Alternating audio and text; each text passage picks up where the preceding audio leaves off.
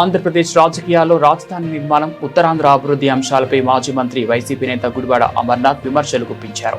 రాష్ట్ర ప్రజలు చంద్రబాబుకు అధికారం ఇచ్చి 4వ సారి మోసపోయారని, కూటమి ప్రభుత్వం రాష్ట్ర ప్రయోజనాలను తాకట్టు పెడుతోందని ఆయన ఆరోపించారు. రాష్ట్రంలో అభివృద్ధి వికేంద్రీకరణను విస్మరించి కేవలం అమరావతిపైనే లక్షల కోట్లు కుమ్మరించడం వల్ల ఉత్తరాంధ్ర తీవ్ర నిర్లక్ష్యానికి గురవుతోందని అమర్నాథ్ ఆవేదన వ్యక్తం చేశారు. లక్షల కోట్ల రూపాయలతో నిర్మిస్తున్న అమరావతి నగరం ఎప్పటికీ పూర్తవుతుందో ఎవరికీ తెలియదని, అది భవిష్యత్తులో జనసంచారం లేని గోస్ట్ క్యాపిటల్ గా మారే ప్రమాదం ఉందని ఆయన హెచ్చరించారు. ఈ సందర్భంగా మలేషియాలోని పుత్రజయ నగరాన్ని ఆయన ఉదాహరణగా పేర్కొన్నారు. కేవలం భవనాలు కడితే సరిపోదని, ప్రజా జీవనం లేకపోతే ఆ నగరం నిరర్థకరమవుతుందని అభిప్రాయం వ్యక్తం చేశారు.